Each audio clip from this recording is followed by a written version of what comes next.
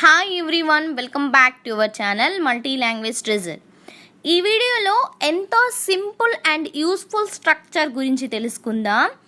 తరచుగా ఉపయోగించే sentences like ముందు నాకు తినడానికి ఏదైనా ఇవ్వు, ముందు నాకు ఒక గ్లాస్ నీళ్ళు ఇవ్వు, ముందు నా పెన్ ఇవ్వు, ముందు నా డబ్బులు ఇవ్వు. ఇటువంటి సెంటెన్సెస్ని ఇంగ్లీష్లో ఏ విధంగా మాట్లాడాలో చూద్దాం. Let's start the video.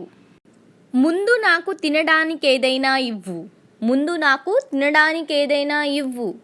First give me something for eat, first give me something for eat.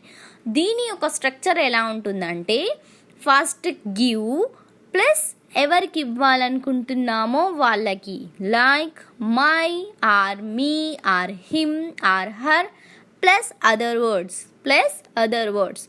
ముందు నాకు తినడానికి ఏదైనా ఇవ్వు, first give me something for eat. Another sentence, ముందు నాకు ఒక గ్లాస్ నీళ్ళు ఇవ్వు, ముందు నాకు ఒక గ్లాస్ నీళ్ళు ఇవ్వు. First give me A glass of water, first give me A glass of water.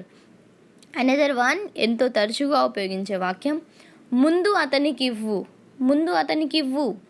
Fast give him, fast give him. ముందు నాకు విశ్రాంతి ఇవ్వు, ముందు నాకు విశ్రాంతి ఇవ్వు. First give me some rest, first give me some rest.